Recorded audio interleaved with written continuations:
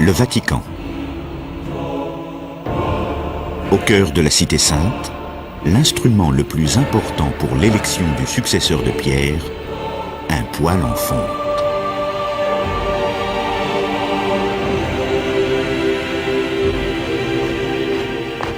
« 25 octobre 1958. L'heure des cardinaux. Ils sont venus à 51 pour élire un nouveau pape dans la chapelle Sixtine, sous les fresques de Michel-Ange, avec le secours de l'Esprit Saint. Seul lien avec le monde extérieur, ce poêle.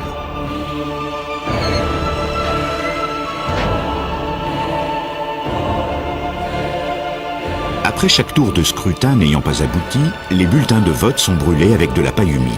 Une fumée noire s'élève.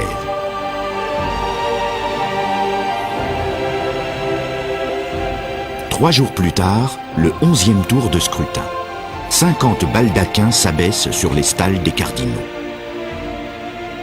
Et un reste en place. Le monde a un nouveau pape.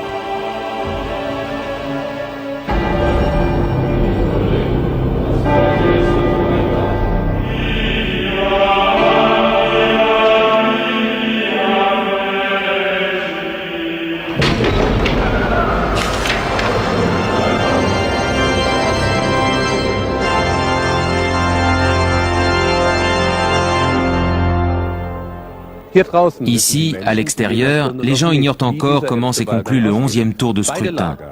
Les deux camps, conservateurs et réformistes, se sont, pensent-ils, retrouvés sur un compromis, l'élection d'un pape de transition qui saura tenir la balance pendant encore quelques années. Il va tous les surprendre. Dans le conclave, on demande au nouvel élu s'il accepte son élection à la tête de l'Église et si oui, quel nom il souhaite prendre.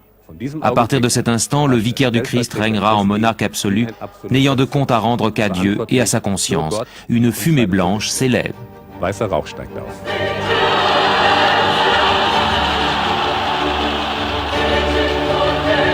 La nuit est tombée quand le doyen des cardinaux, selon le vieux rituel, proclame le nouveau pape.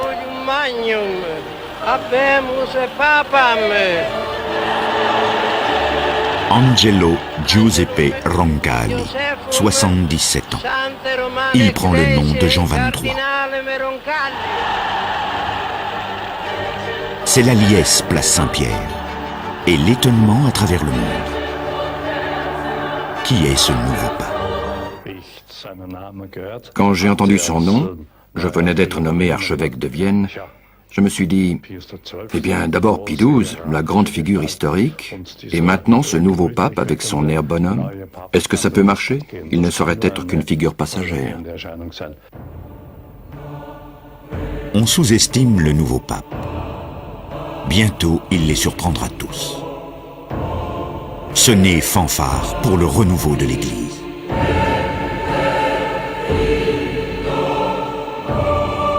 Le Concile Vatican II, première assemblée plénière des évêques depuis près de 100 ans.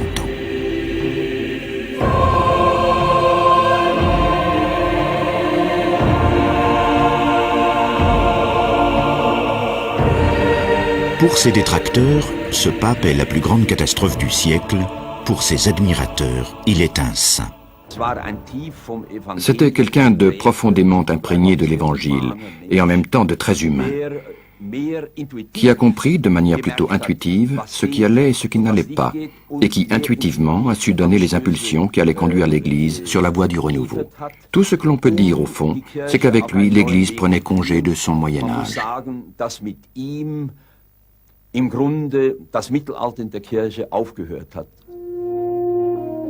Ce visionnaire est issu d'une famille de paysans pauvres de Bergame.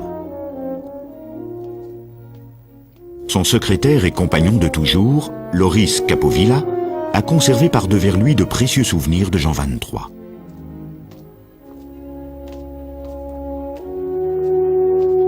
Parmi ceux-ci, un journal, chose unique en 2000 ans d'histoire de la papauté. Les pensées d'un pape fraîchement élu. 28 octobre 1958. C'est comme un rêve. Et pourtant ce sera jusqu'à ma mort la grandiose réalité de ma vie. 300 000 personnes m'acclament. Les projecteurs m'empêchent de voir autre chose qu'une masse informe.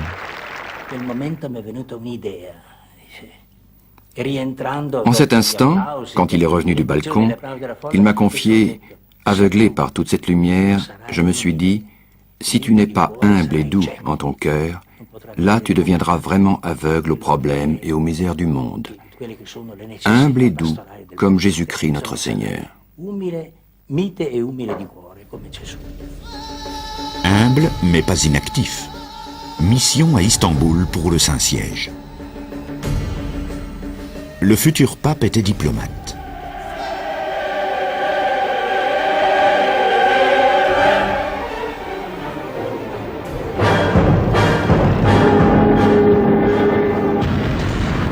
C'est l'époque du plus grand crime du siècle.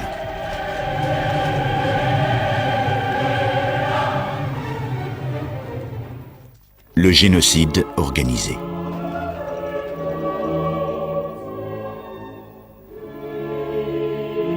Dans les Balkans, Roncalli sera le sauveur des Juifs persécutés. Ils sont 20 000 à lui devoir la vie.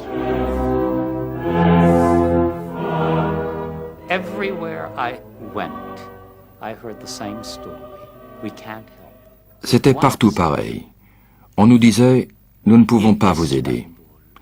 À une exception près. À Istanbul, j'ai rencontré un petit archevêque rondouillard nommé Roncalli, nonce apostolique en Turquie. Quand je lui ai raconté ce qui arrivait aux Juifs, il s'est levé, s'est mis à pleurer, m'a pris dans ses bras et m'a dit « Rabbin, que puis-je faire pour me rendre utile ?» En 1944, il est nonce dans la France libérée et 9 ans plus tard, cardinal. Mais il n'est pas de ceux dont on parle le plus. Patriarche de Venise, beaucoup voient là une belle fin de carrière pour le fils de paysan bergamasque.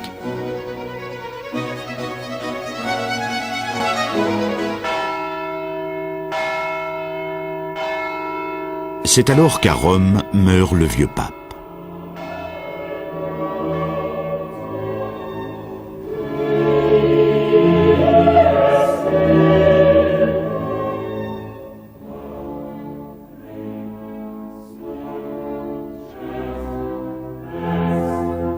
Préparatif du conclave.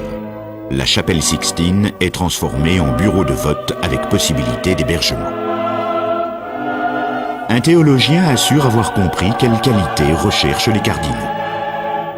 Un pape jovial et aussi pas trop intelligent. Cela, les cardinaux n'aiment pas trop, avoir quelqu'un qui perce leurs intentions. Le portrait de Jean.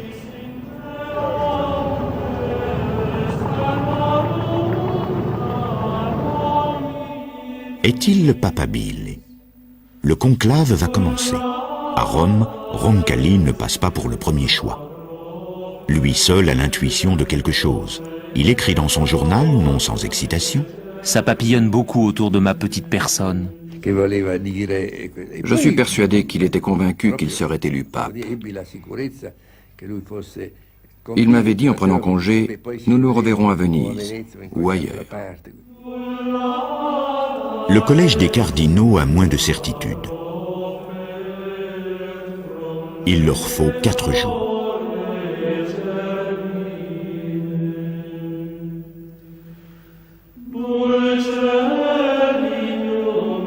L'accord ne se fait qu'au 11e tour, sur le plus petit dénominateur commun.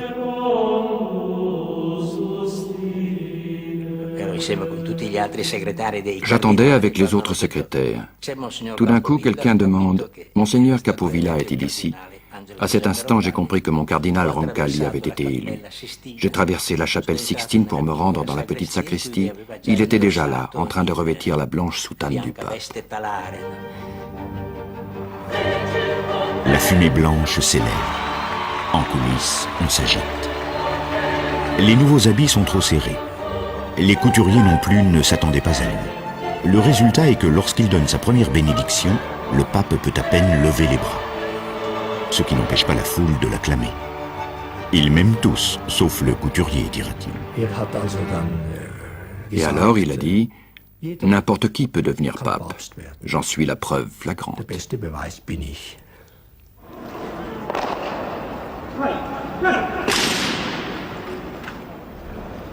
De ce moment, un vent nouveau souffle sur le Vatican. Les employés sont les premiers à s'en apercevoir.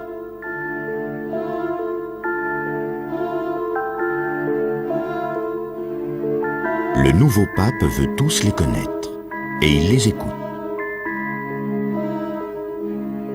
Un bon berger, en effet, dit le pape, doit connaître chacune de ses brebis. L'après-midi eurent lieu les premières audiences, et nous avons demandé « Alors comment s'est passée l'audience avec le nouveau pape ?» Et les gardes ont dit en secouant la tête « Bizarre. » Ah bon, pourquoi? Il raconte des blagues. En public également, il se montre volontiers désinvolte. Son prédécesseur les dominait de la tête et des pieds. Lui descend dans la foule. Pendant une conférence de presse, il lance aux journalistes « Je suis Joseph, votre frère ».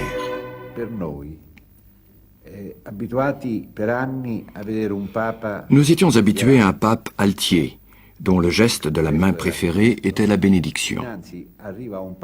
Et voilà qu'arrive un pape qui sort un mouchoir de sa poche et se mouche devant les caméras.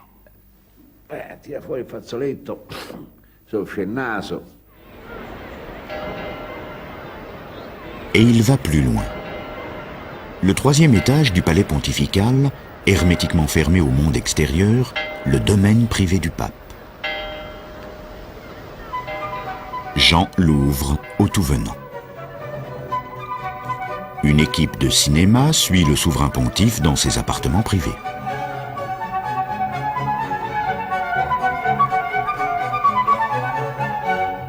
La chambre du pape, Radio Vatican et les Canaries.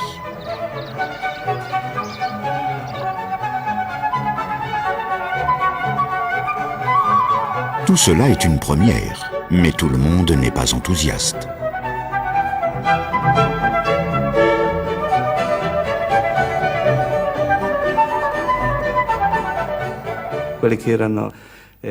Il y avait quelques réserves. Ce pape avait des traits de caractère qui peuvent paraître très sympathiques vus de l'extérieur. Mais la spontanéité et la franchise ne sont pas nécessairement toujours de mise pour un pape. Jean XXIII voit plus loin. Lors de la cérémonie d'intronisation, il tient des propos d'une rare clarté. Éducation, diplomatie, sens de l'organisation, dit le pape parfait. Mais cela ne peut pas remplacer que l'on soit un bon berger pour tout le troupeau.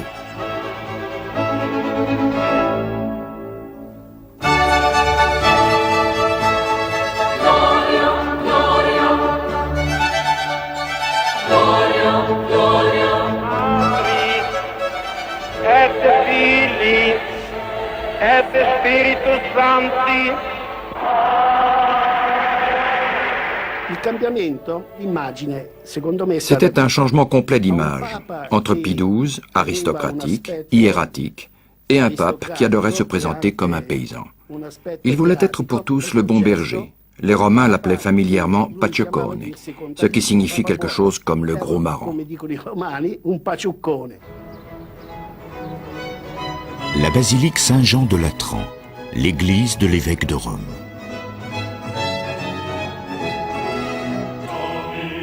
Son entrée solennelle ne représente pas pour Jean XXIII le respect d'une tradition vide de sens. Il veut être pasteur, le bon berger de la ville éternelle, un souverain pontife proche des gens.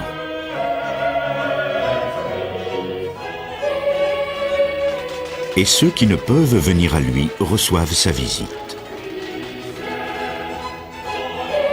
Jean XXIII, le soir de Noël à l'hôpital pour enfants.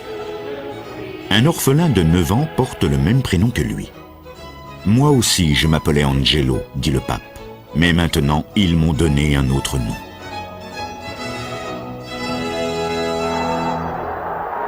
Jean se rend même en prison.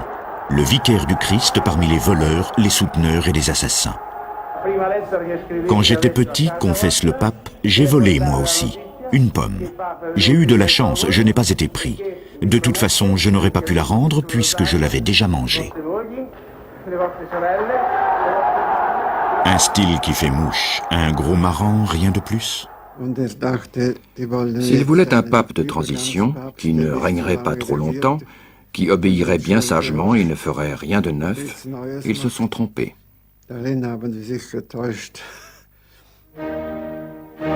Habemus pepem, se moquent certains. Mais le pépé n'est pas aveugle.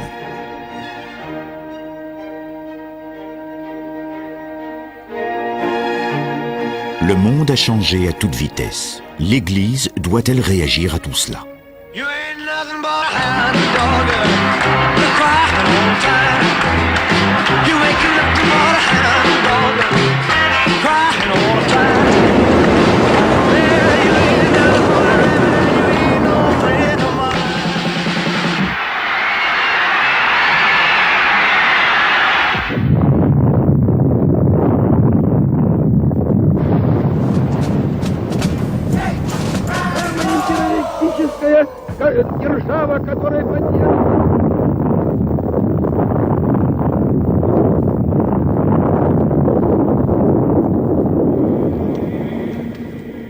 Jean XXIII à Castel Gandolfo.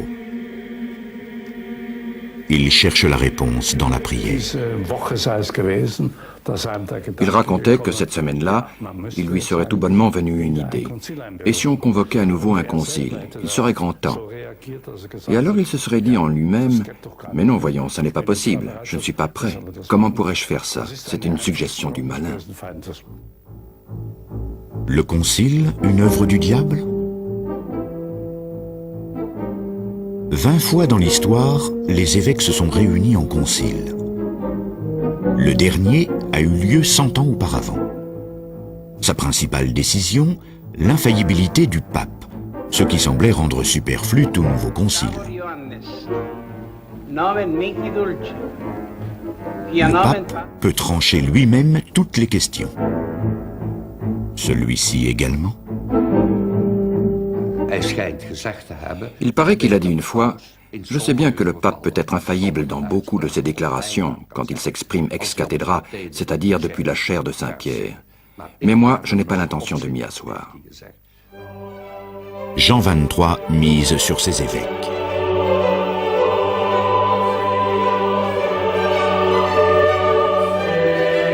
Lui-même n'a pas prévu d'ordre du jour pour son concile. Mais il ressent la nécessité d'ouvrir grandes les portes et les fenêtres de l'Église. Comment faire, l'avenir le dira. L'un des premiers à apprendre la nouvelle, lors d'une promenade dans les jardins du Vatican, est son secrétaire. Un jour, il m'a dit, « Il nous faut un concile. » Comme ça, simplement, l'air de rien. Puis, presque un mois plus tard, avant Noël, au train où vont les choses, je pense que je dois essayer. Je dois jeter le filet dans la mer. Je dois risquer le concile. Le 25 janvier 1959, les cardinaux de la Curie sont mis au courant à leur tour. Messe à Saint-Paul hors les murs, à l'extérieur de Rome.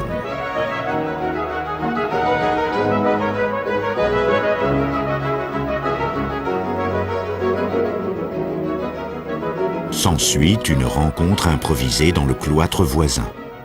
Jean XXIII fait part de sa décision, un nouveau concile du Vatican. Les cardinaux sont perplexes. En fait, dit Jean, d'un simple point de vue humain, nous nous serions attendus à ce que les cardinaux se pressent auprès de nous pour nous féliciter. On ne commente pas les décisions d'un pape et l'innovation est suspecte. On compare toujours l'Église à une forteresse. Elle doit se défendre, se protéger des erreurs, remonter le pont-levis, fermer les fenêtres et attendre des jours meilleurs. Mais Jean ne veut pas attendre. de nombreux cardinaux sont effarouchés. Ils font grief au pape d'agir de façon précipitée et irréfléchie. Pour l'organe de la curie, l'annonce du concile ne mérite même pas un gros titre, à peine un entrefilet. On ne soulignera jamais assez l'hostilité de la curie envers le concile. Naturellement, tout cela était très caché. Dans le monde entier, les croyants laissent éclater leur joie. L'aggiornamento, la modernisation de l'Église dont Jean XXIII se réclame sans relâche, déclenche un désir de renouveau sans précédent.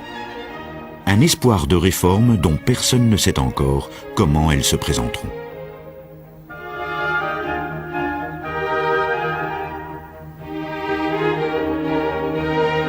Tous ne sont pas aussi enthousiastes que le troupeau et son berger.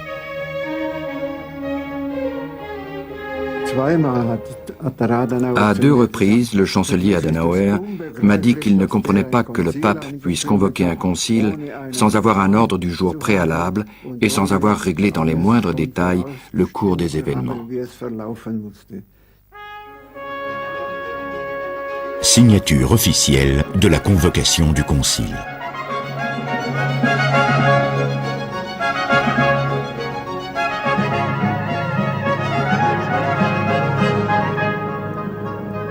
L'objectif de Jean XXIII est clair, la voie pour y mener encore floue. Le pape confie la préparation concrète à une commission. Voici les hommes qui sont supposés réformer l'Église. Sont-ils vraiment les plus indiqués ?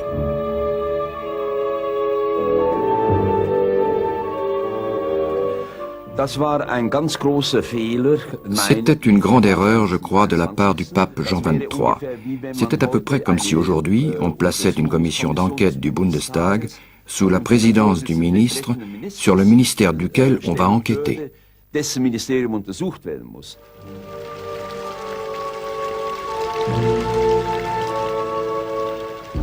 Dans la commission, on reste entre soi. Tout le monde est d'accord. Le concile devra protéger, limiter, défendre. Une mentalité de forteresse assiégée.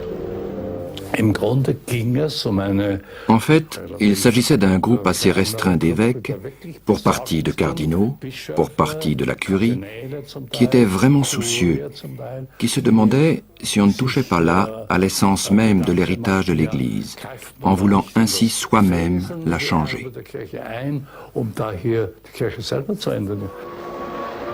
Il faut à tout prix empêcher cela.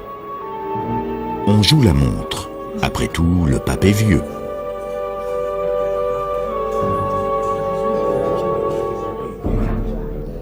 Ici, à Rome, les questions tactiques se discutent de préférence autour d'un bon dîner. Le pape ne peut se permettre de perdre du temps. Visite sur le terrain dans les cités satellites autour de Rome. Les images sont trompeuses. On est ici en terre de mission. Il faut convoquer un synode, une assemblée générale de tous les pasteurs de la ville. Un galop d'essai pour le concile. Mais pour les adversaires de Jean XXIII dans la curie, ce n'est là qu'un nouveau signe de l'activisme papal.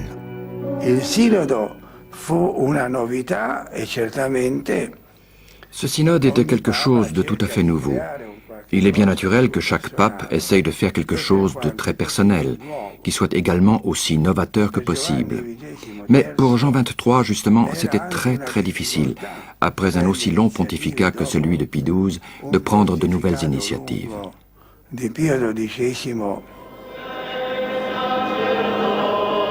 Les prêtres de Rome, dépositaires de l'espérance ? L'Église ne se prête guère au débat démocratique. Le synode s'achève sur l'adoption d'un code de conduite pour les prêtres qui déçoit. Porter la soutane comme la tonsure, ne monter en voiture qu'en cas de nécessité, ne pas aller au cinéma.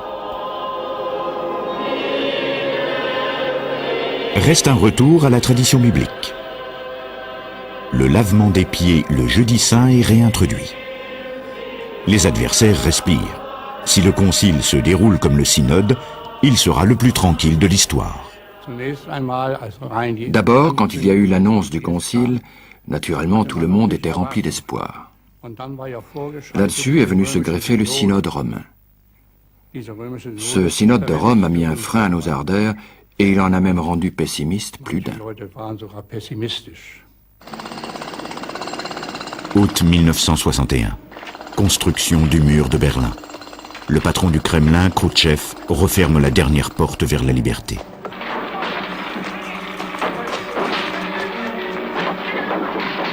Son vassal Ulbricht ment avec aplomb. Le monde au bord du gouffre. Die Verantwortung dafür trägt der Osten.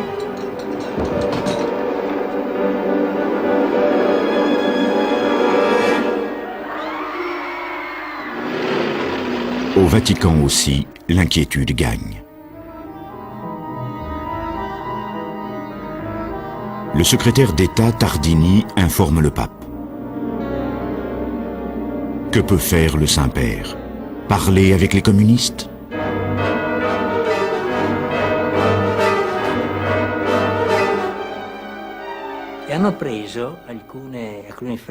Ils ont filmé la scène quand il parle avec Tardini et on voit très nettement son doigt passer sur une carte et s'arrêter sur Berlin. Et alors il a dit « ça n'est pas possible, il ne va quand même pas y avoir encore une guerre à cause d'une ville ». Une guerre pour une ville?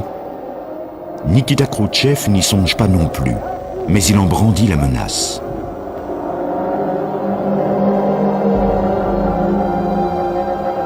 L'incroyable se produit.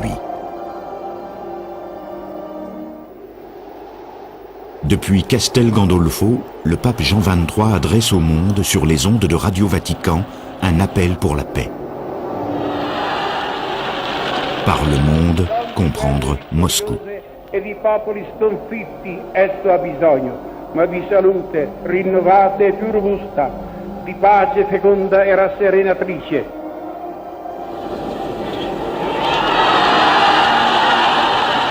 C'est la première fois que le pape s'adresse publiquement au maître du Kremlin.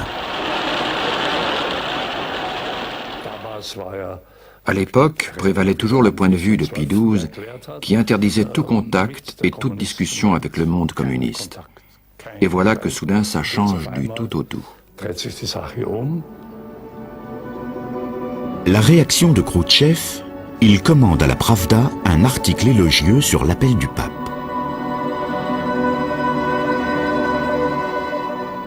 Six semaines plus tard, c'est l'événement. Moscou adresse un télégramme de félicitations au pape pour ses 80 ans. Je descendais à pied cet après-midi-là, travailler comme à l'ordinaire au Vatican, et une voiture de la secrétaire d'État s'est arrêtée, m'a prié de monter et m'a dit « c'est très urgent, il faut préparer une réponse au télégramme de Khrouchtchev », ce qui était une nouveauté tout à fait extraordinaire.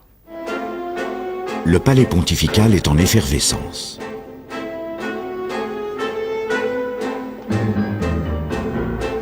Un cardinal, hors d'haleine, apporte au Saint-Père le message de Khrouchtchev. Le pape prend la chose avec philosophie.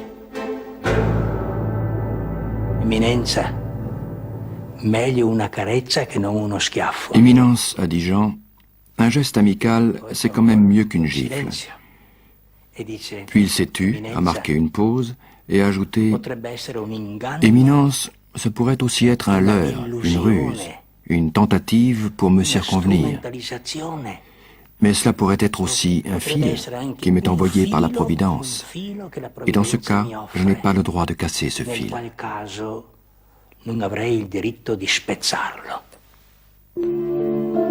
Le rapprochement s'opère de manière informelle.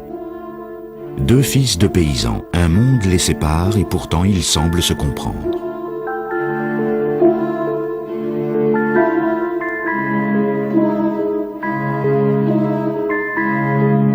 Jean XXIII saisit la chance qui lui est donnée d'étendre ses antennes vers d'autres pays du bloc communiste.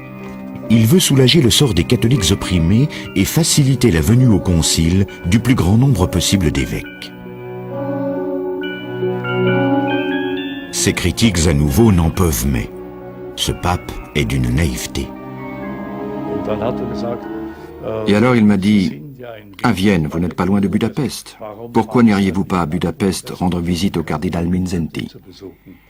J'ai dit, bien volontiers, mais le rideau de fer est bien épais et un archevêque de Vienne ne peut pas le traverser.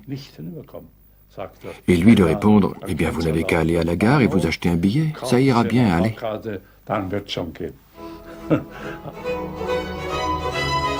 À l'extrémité ouest de la cité du Vatican, Jean XXIII s'est fait aménager une vieille tour, la Torre San Giovanni. Le nom ne vient pas de son nom à lui. Il aime s'y retirer pour s'y ressourcer. Les préparatifs du concile ne vont pas assez vite à son goût. La résistance de certains est-elle la seule raison de ce retard? Ou y est-il lui-même pour quelque chose? Jean XXIII ne renonce pas et dit: Quand ils m'ont élu pape, ils ont dit que j'étais un pape de transition. Et maintenant, nous abordons déjà la 4e année de notre pontificat. Nous avons un programme gigantesque devant nous. Et nous allons continuer. Le Saint-Père quitte Rome. Pèlerinage à Assise et à Loreto pour la réussite du concile.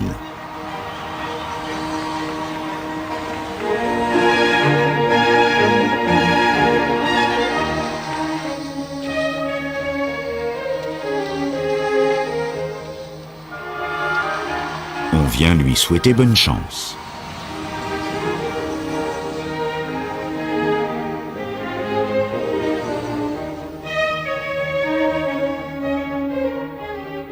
À Rome, au même moment, rien de nouveau. Il existe entre-temps 70 projets pour le concile, tous dus à la plume des organisateurs de la curie. Ils ont tous en commun de n'être pas concrets. L'Église universelle va-t-elle tolérer le blocage systématique de la curie? Je dois dire que parfois ça m'énerve, cette façon sempiternelle d'opposer la curie et l'Église universelle. Nous étions quand même aussi membres de l'Église universelle dans la curie. La curie et l'Église universelle. Les débuts du concile font oublier pour un temps les tensions existantes.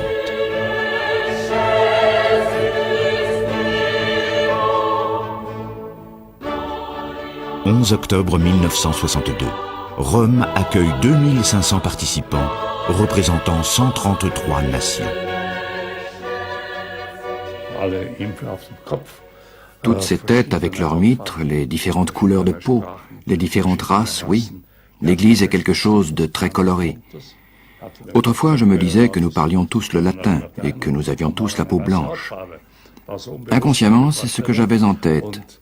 Et je n'oublierai jamais cette tension que j'avais en moi avec cette inquiétude. Comment cela va-t-il bien pouvoir marcher?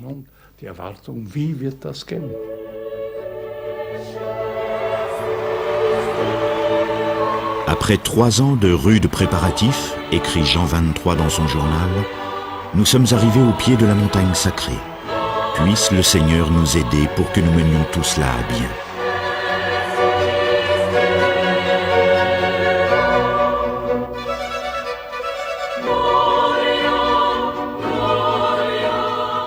C'est le point d'orgue de son pontificat. Et pourtant le pape apparaît pâle et épuisé. Seuls quelques rares initiés savent ce que les médecins lui ont confié peu de temps auparavant. Au cours de l'une de ces journées, il a été publié un bulletin de santé dans lequel on avait trouvé une très jolie formule. On parlait de maux d'estomac, ce qui pouvait signifier n'importe quoi, problème de digestion, voire même cancer.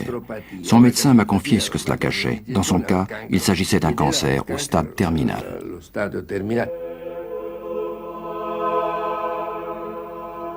Jean XXIII a souhaité que rien ne vienne troubler la joie du concile. Lui-même sait que son temps ici-bas est compté.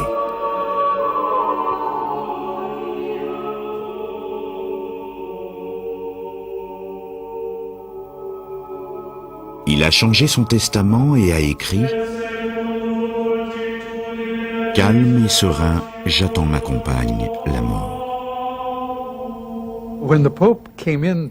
Quand le pape est entré dans Saint-Pierre, il avait déjà parcouru peut-être un tiers de l'allée centrale. Il a ordonné à ses porteurs d'abaisser sa chaise et il en est descendu et a fait le reste du chemin à pied. En y repensant, je me dis que d'emblée, il nous délivrait là un message. Cette fois, il va vraiment se passer quelque chose.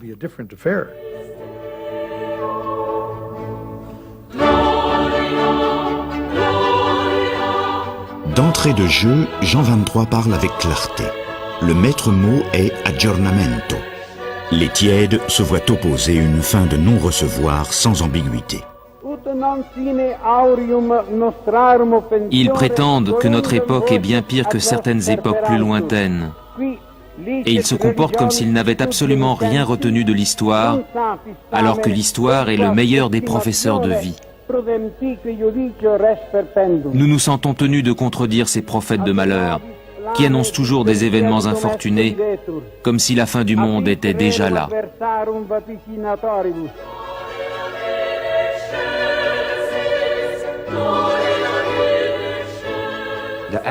C'est seulement son allocution inaugurale qui a fait naître ses attentes et ses espoirs gigantesques. Parce que Jean avait si clairement exprimé qu'il fallait en finir avec ces prophètes de malheur qui pensaient que le monde était mauvais et que l'Église n'était là que pour ramener ce monde à la raison.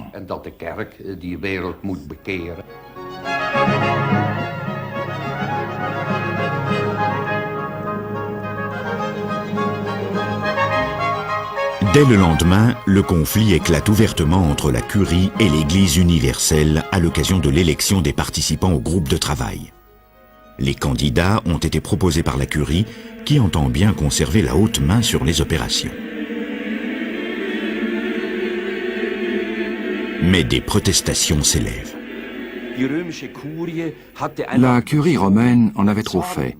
Les évêques et les théologiens étaient furieux d'avoir été manipulés, non seulement par la commission préparatoire, mais aussi par la commission conciliaire elle-même, et ils ont dit qu'ils n'acceptaient pas.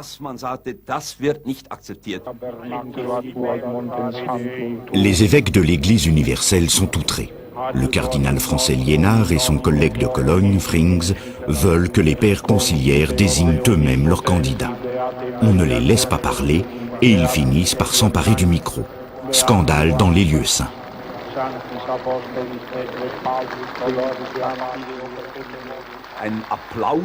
Les applaudissements ont éclaté quand le cardinal Frings, qui était à moitié aveugle, mais s'exprimait dans un latin très précis, a déclaré de sa voix de stentor qu'il n'acceptait pas et qu'il exigeait que le concile puisse élire lui-même de nouvelles commissions.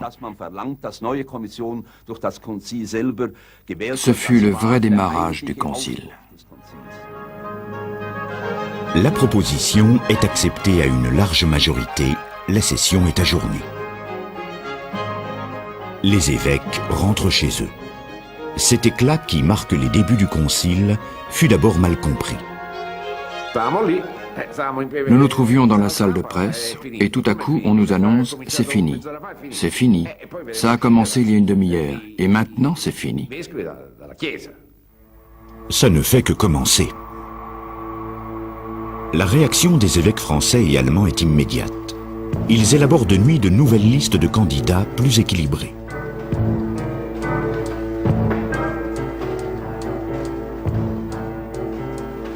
Le concile acquiert sa propre dynamique. Mais il lui manque toujours un ordre du jour. Là, Jean 23 n'était pas très réaliste. L'Église, avec ses 2500 évêques, n'allait pas crier « Amen » et « Amen » comme les anges de l'Apocalypse et ensuite rentrer à la maison. Ils allaient discuter non seulement de l'Église, mais du monde entier. Et le pape Jean 23 ne pouvait pas savoir combien de temps tout cela allait durer. Il y a suffisamment de matière pour débattre jusqu'en l'an 2000. Le cardinal de Milan met de l'ordre dans le désordre général. En 11 pages manuscrites, il propose une ligne claire, sur le fond comme pour l'organisation. La majorité des pères conciliaires lui apporte son soutien et assure ainsi définitivement la pérennité du concile.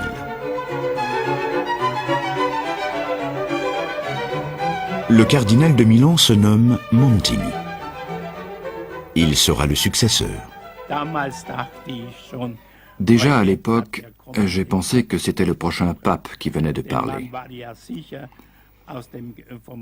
Car l'état de santé du pape Jean était tel que l'on était sûr qu'il ne serait pas là pour une deuxième session conciliaire.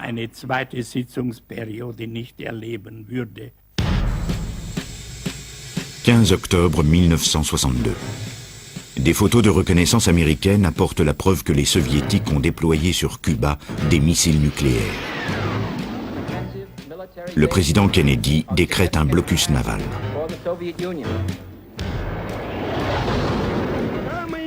Khrouchtchev tente un coup de bluff. Les bateaux soviétiques poursuivent leur route vers Cuba.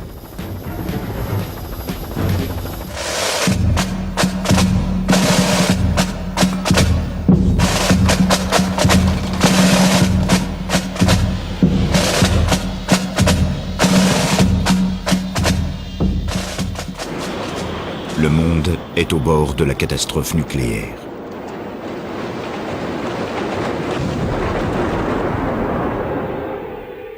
Que peut faire le pape, sinon prier? Une confrontation, en l'occurrence une confrontation armée, une guerre nucléaire, aurait signifié la destruction totale de la civilisation. Il fallait trouver un moyen de sortir de cette impasse. Or, le pontificat du pape Jean XXIII est tombé justement à ce moment-là, quand Khrouchtchev d'un côté et Kennedy de l'autre avaient compris qu'il leur fallait trouver une porte de sortie.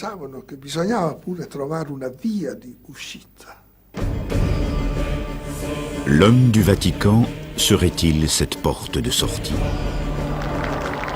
Jean XXIII adresse aux deux superpuissances un appel pressant pour la paix. Nous supplions tous les gouvernants de ne pas rester sourds à ce cri de l'humanité, qu'ils fassent tout ce qui est en eux pour sauver la paix. Ils éviteront ainsi au monde les horreurs d'une guerre dont nul ne peut prévoir quelles seraient les effroyables conséquences.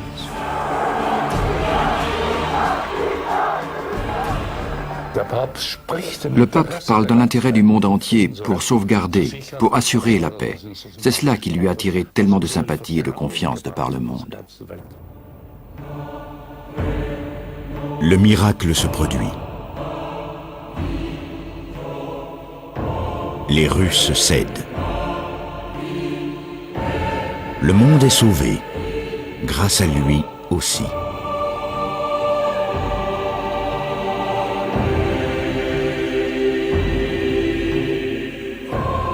Venerabili fratelli, diletti figli. Pacem in terris, paix sur la terre, le titre de sa dernière encyclique.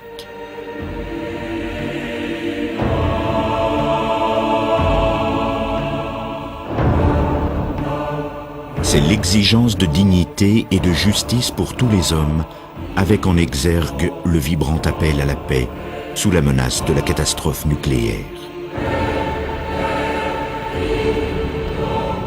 Le testament de ce pape.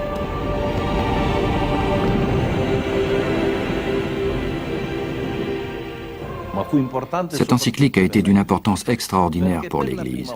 C'était la première fois qu'un document pontifical n'avait pas pour objet la vérité religieuse au sens strict, mais une vérité humaine, la paix.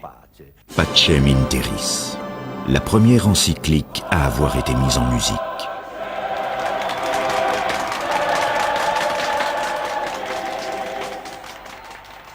Le monde entier applaudit le pape. Time Magazine en fait son homme de l'année. À Rome, on lui décerne le prix de la paix Balzane.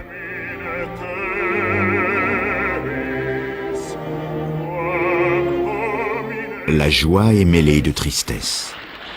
Il semblait d'albâtre, transparent. Les médecins lui avaient déconseillé de venir, mais il était toujours si gentil. Il ne voulait pas renoncer, malgré son état de santé. Cortège au flambeau pour le pape du peuple. aucun ne fut autant aimé ni vénéré.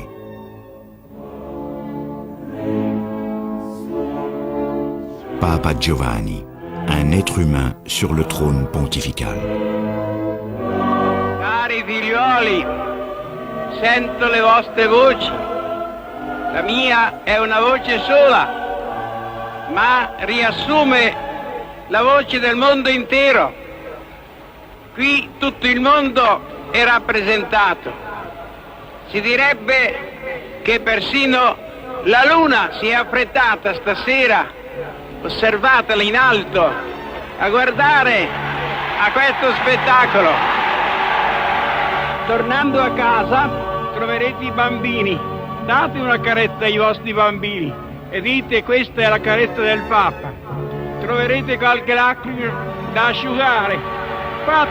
Dite una parola buona. Il Papa è con noi, specialmente nelle ore della tristezza e dell'amarezza. E poi tutti insieme ci animiamo. Les rumeurs se précisent. Le pape est vraiment très gravement malade et ne vivra plus longtemps. Il a dit lui-même: j'ai préparé ma petite valise, je suis prêt. Pentecôte 1963. Jean XXIII est mourant.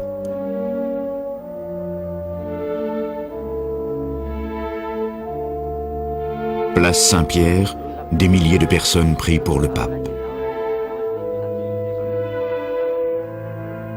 Toutes les heures, les haut-parleurs diffusent les bulletins de santé.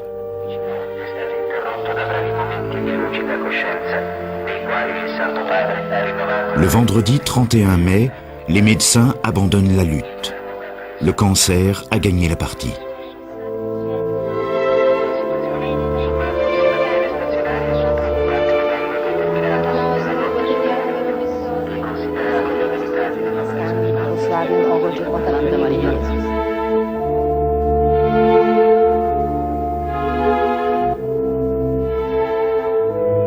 Son vieux compagnon veille à ses côtés. Le pape a dit: quand je suis allongé comme ça, avec le crucifix suspendu au-dessus de moi, je ne le vois pas. Et il l'a fait accrocher face à lui. Une fois, pendant ces dernières heures, son neveu s'est malencontreusement placé devant le lit, et le pape a dit: tu m'empêches de voir Jésus, notre Seigneur, sur sa croix, mets-toi de côté. Son dernier regard est pour ce crucifix. Jean XXIII meurt le lundi de Pentecôte, peu avant 8 heures du soir. Selon la coutume, signe de deuil pour la mort d'un pape, les portes du Vatican sont fermées.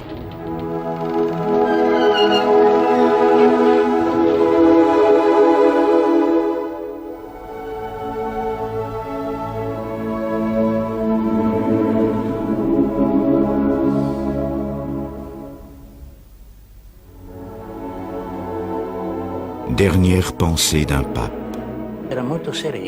Il était très calme, comme s'il voyait que ses prédécesseurs l'attendaient déjà de l'autre côté de la porte pour le recevoir.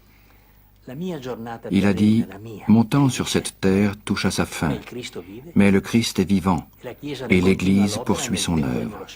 Les âmes, ut unum sint, que nous soyons un, tels furent ses derniers mots. Tout le monde ne se retrouve pas dans le souvenir de Jean XXIII. Beaucoup le vénèrent comme un saint, mais pour empêcher sa béatification, certains ne reculent devant aucun moyen, pas même la calomnie, allant jusqu'à suggérer que le pape était homosexuel.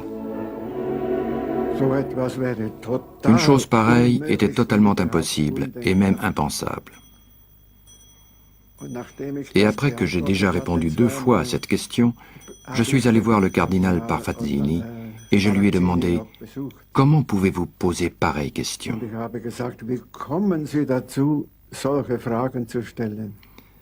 Et lui me répondit: bon d'accord, ce n'est pas vrai, mais le concile, c'est sa faute.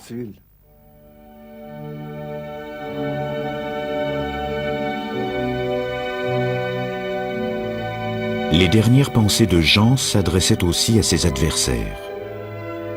Si je devais avoir blessé quelqu'un, j'en demande pardon. Et si quelqu'un était mécontent de moi, de mes prises de position ou de mes actes, j'en appelle à son indulgence. Ma dernière heure venue, je suis calme, et sûr que mon Dieu, en sa bienveillance, ne me rejettera pas.